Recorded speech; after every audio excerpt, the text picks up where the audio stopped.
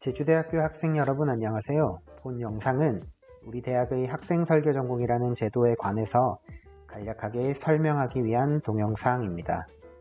이 제도에 관심 있는 분들께서는 영상을 끝까지 시청해 주시기 바랍니다. 영상은 크게 6가지의 테마로 구성되어 있습니다. 첫째, 학생설계 전공의 정의. 둘째, 학생설계 전공의 국내외 사례.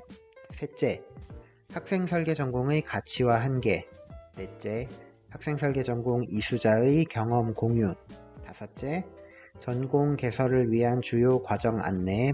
마지막 여섯째, 제도상 유의점으로 내용 설명을 드릴게요. 학생설계 전공은 말 그대로 학생이 설계하는 전공입니다. 우리 대학의 상황에 맞도록 조금 더 명확하게 정의하자면 자신의 소속 대학에 존재하지 않는 전공을 학생이 스스로 필요에 의해 만들고 교육과정까지 설계하여 자신의 복수 전공으로 이수하는 제도라고 할 수 있습니다. 학생설계 전공은 국내외 많은 대학에서 이루어지고 있는데요. 외국 대학의 사례를 보면 음식과 정체성, 죽음과 임종에 관한 연구, 동물 학대 조사 등 이런 다양하고 재미있는 주제로 전공이 개설되어 있는 것을 알 수가 있습니다. 국내 대학의 사례를 볼까요? 서울대학교에서는 국가행복심리학, 역사분쟁학, 놀이문화학, 인지생물심리학과 같은 전공들이 있고요. 다른 대학들의 경우에도 마찬가지로 역시 다양한 주제로 학생설계 전공이 개설, 운영되고 있음을 알 수 있습니다. 학생설계 전공은 성격에 따라 크게 3가지 유형으로 나누어 볼 수 있습니다. 첫째, 우리 대학에는 없지만 다른 대학교에는 있는 전공입니다. 둘째, 대학교에서 전공으로 설치되지는 않았지만 학제간 연구에서는 하나의 연구 영역으로 인정받고 있으며 그러한 영역과 일치하는 전공입니다. 셋째는 연구 영역으로 인정받고 있지는 않은 학생의 독특한 생각이 드러나는 전공입니다. 대체로 위쪽은 사회 여러 곳에서 이미 학문적 구조를 갖추고 있기 때문에 교육 과정화 시키는데 상대적으로 어려움이 적을 것입니다. 그러나 점점 아래쪽으로 올수록 하나의 교육과정으로서 인정받기 위한 노력과 어려움이 더욱 큽니다. 학생설계 전공은 학생이 하고 싶은 것을 무조건 할 수 있도록 허용하는 제도는 아니고 그러한 요구사항을 하나의 학문으로 인정해주는 제도이기 때문에 학내 심의기구에서 많은 사람들에게 이 주제가 하나의 독립된 전공으로 개발될 가치가 있음을 논리적으로 설득해야 하기 때문입니다. 일반적으로 다른 곳에서도 이미 하고 있다라는 것은 큰 설득 근거 중 하나로 작용할 수 있지만 그 어느 대학에서도 하고 있지 않은 것을 전공으로 개설하기 위해서는 더욱 강력한 근거가 필요하겠죠. 혹시 이 영상을 시청하고 있는 여러분들 중에서도 만약 미리 생각해둔 전공이 있다면 3가지 유형 중 어디에 해당할지 고민해 보면서 준비하시면 좋겠습니다. 다음으로는 학생설계 전공이 어떤 점에서 가치가 있으며 반면 어떤 면에서 한계를 가지고 있는지를 중점적으로 살펴보겠습니다. 학생설계 전공은 학생의 요구를 실현하기 위해 스스로 교육과정을 설계하는 과정이므로 교육과정 설계에 대한 권한과 자율성이 강화된 제도입니다. 이러한 자기주도적 학습 경험을 통해 성찰의 기회를 얻고 진로 계획에도 도움이 될 수 있습니다. 그래서 학습자들이 대학의 교육과정에 더욱 관심과 흥미를 가질 수 있도록 하는 데에도 효과적입니다. 게다가 대학에서는 학과나 전공을 개설하고 폐지하는 것이 다소 어려운데요. 학생설계 전공은 이러한 문제를 해결하는 데에도 효과적입니다. 한편 학생설계 전공의 한계점도 분명 존재를 합니다. 크게 학생의 내적인 차원과 외적인 차원으로 구분해 볼 수 있습니다. 학생 내적인 차원에서는 학문 체계에 대한 이해 부족으로 전공을 설계하는 것이 어려울 수 있다는 점이 있고요. 또한 일반 학과나 전공을 이수하는 것과 달리 동기나 선후배 같은 관계가 없기 때문에 소속감이나 연대감이 부족해서 쉽게 외로움을 느낄 수도 있습니다. 그리고 자기 인식의 부족으로 인해 스스로 목표를 뚜렷하게 설정하지 못하거나 자신의 수준에 맞지 않는 교육과정을 설계하는 경우에는 학생 설계 전공이 그다지 좋은 대안이 아닐 수 있습니다. 학생 외적인 차원에서는 전공 설계를 위한 복잡한 행정적 절차가 존재함에도 불구하고 대학 차원에서의 지원이 여전히 부족하다는 어려움이 존재합니다. 또한 전공을 개설하려고 할 때 심의 절차에서 보수적인 접근을 할 수도 있기 때문에 넘어야 할 장애 요소가 분명히 많은 제도이기도 합니다. 다음 슬라이드는 학생 설계 전공을 해야 할 이유와 하지 말아야 할 이유를 간략히 정리해 놓은 페이지로 서울대학교에서 발행한 학생 설계 전공 가이드북의 내용 일부를 편집하여 가져온 것입니다. 학생 설계 전공이 누구에게나 완벽한 제도는 아니기 때문에 다음의 내용들을 살펴보고 자신이 어느 쪽에 해당하는지 고민해 보시기 바랍니다. 먼저 다음의 내용들에 해당하는 학생들은 학생 설계 전공을 하면 효과적일 수 있습니다.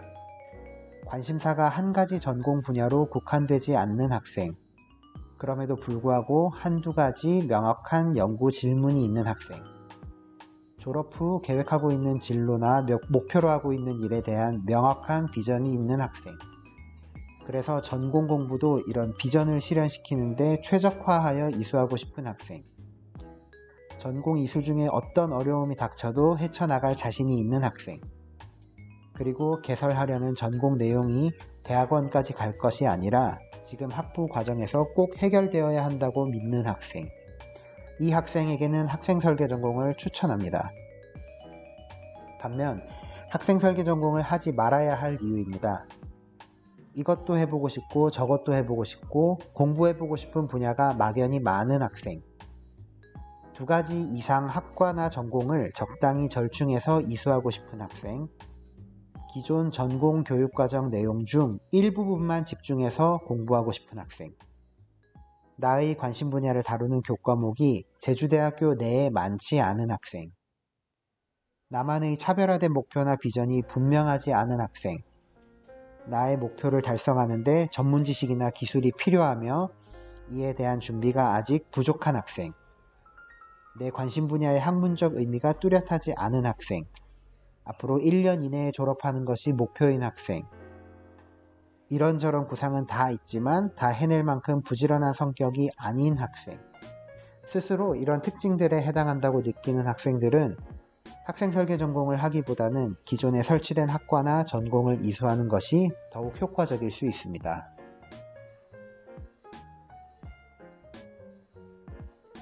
다음은 실제로 우리 대학에서 학생 설계 전공을 이수한 선배들의 경험담입니다. 쉬운 일이 아닌 만큼 이 제도를 활용한 학생들이 아주 많지는 않지만 그 학생들의 목소리는 다음과 같았습니다. 먼저 긍정적인 의견으로는 자신이 만들었기 때문에 이수하고자 하는 동기가 매우 높고 이 과정에 참여하는 것 자체가 매우 만족스럽다고 합니다. 또한 이수 조건이 그다지 까다롭지 않으며 타 학과 학생들과 수업을 듣고 함께 조별 활동을 하는 것이 살짝 걱정은 되었지만 의외로 그런 것들은 모두 괜찮았다고 합니다. 한편 부정적인 의견으로는 전공명을 정할 때 약간 제약이 있는 것을 느꼈다고 말했으며 내가 편성한 교과목이 학과에서 삭제되었거나 개편되었을 때 나에게 정보 전달이 늦게 된다는 점, 그리고 나의 본 전공 시간표와 수업 시간표가 겹치는 과목들이 다소 존재한다는 의견들이 있었습니다. 제도의 부족한 부분은 개선하려고 노력하고 있지만 구조적으로 어려운 부분들은 여전히 남아 있습니다. 이 제도에 관심을 갖고 있는 여러분들도 신청 전에 이러한 의견들이 있음을 미리 인지하시고 지원하셨으면 좋겠습니다.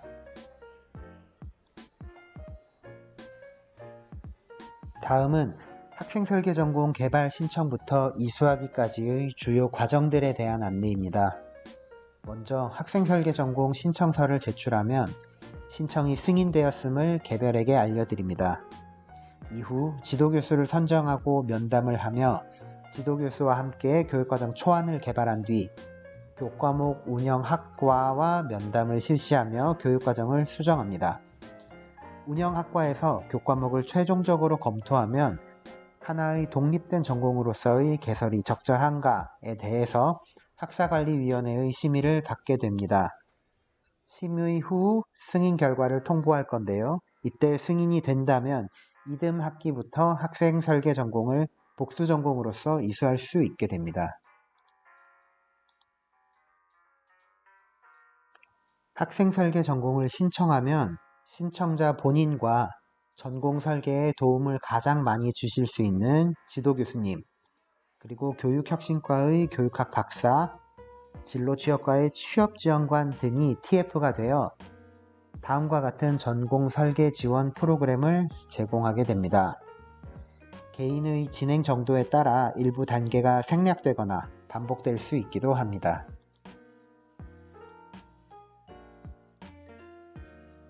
다음은 제도상의 주의점입니다. 우리 대학에서 학생 설계 전공은 현재 복수 전공으로만 이수가 가능합니다. 복수 전공은 2학년부터, 즉 2개 학기를 이수한 학생들부터 신청할 수 있으므로 학생 설계 전공 또한 현재 모집 공고 학기에 2학기 이상 재학 중인 학생이라면 신청을 할 수 있습니다. 다만 2학기 미만인 학생들은 학생 설계 전공의 설계 프로그램만 참여할 수 있으며 전공 설계 승인을 미리 받더라도 2학기 이상을 이수할 때까지 기다렸다가 3학기째부터 복수 전공으로 이수할 수 있습니다. 또한 개발하는 학생 설계 전공의 명칭은 가급적 우리 대학 학위 수여에 관한 규정에서 지정된 학위명을 사용하되 적합한 학위명이 없는 경우에 학위명을 신설할 수 있습니다. 실제 예를 보면 파란색으로 표시된 것이 선배들이 개설한 학생 설계 전공명인데요. 제주문화유산연구 전공의 경우에는 교육과정의 성격에 따라 문학사가 부여되고요. 에듀테크 창업 전공은 경영학사가 부여되는 등 기존에 존재하는 학위명을 활용하고 있는 모습을 보실 수 있습니다. 전공 교육과정은 편성과 이수라는 것이 있습니다. 편성은 여러분들이 들을 수 있는 모든 교과목 풀이라고 생각하시면 됩니다. 이수는 그중 실제로 몇 학점 이상 들어야 한다라고 규정한 것입니다. 학생 설계 전공에서는 2개 이상의 학과 또는 전공의 전공 교과목만으로 100학점 이내로 편성을 할 수가 있습니다. 개발하는 전공의 명칭은 융복합의 성격을 띠어야 하며 대학 내 기존에 존재하는 학과나 학부, 전공, 프로그램명 등과는 종복되어서는 안 됩니다. 한번 편성한 교육과정일지라도 필요하면 일정 범위 내에서 교육과정을 개편하는 것도 가능합니다. 학생 설계 전공을 이수하려는 학생은 자신의 본 소속 학과인 기본 전공을 반드시 이수해야 합니다. 기본 전공을 제대로 이수하지 않으면 학생 설계 전공을 이수했다 하더라도 졸업이 되지 않습니다. 학생 설계 전공은 편성학점 중에서 총 36학점 이상을 이수하면 됩니다. 다만 학생 설계 전공으로 편성한 교과목이 나의 기본 전공의 교과목과 동일한 경우가 있는데요. 이런 경우에는 최대 6학점까지 중복하여 인정합니다. 참고로 23학번까지는 36학점 이수가 아니라 42학점 이수를 해야 하고요. 중복 인정도 12학점까지 인정이 됩니다. 이수 시에는 편성한 교육과정의 학과별 전공 교과목을 최소 한 과목 이상 이수해야 합니다. 즉, 내가 만약 A, B, C 학과에서 각각 10개의 교과목을 가져와서 교육과정을 만들었다면 그 세 학과별로 최소 한 과목씩은 들어야 한다는 뜻입니다. 학생 설계 전공을 이수하다가 중간에 포기하고자 할 때에는 포기 신청서를 제출해야 하며 포기된 이후의 이수 학점은 일반 선택 학점으로 인정됩니다. 준비된 설명은 여기까지입니다. 제도의 모든 것을 설명하기에는 턱없이 부족한 시간이었을 것입니다. 본 영상을 시청했더라도 추가로 궁금한 점이 있다면 아래의 연락처로 문의 주시기 바랍니다. 학생 설계 전공이라는 제도가 여러분을 행복하게 해줄 수 있기를 바라며 설명을 마치도록 하겠습니다. 시청해 주셔서 감사합니다.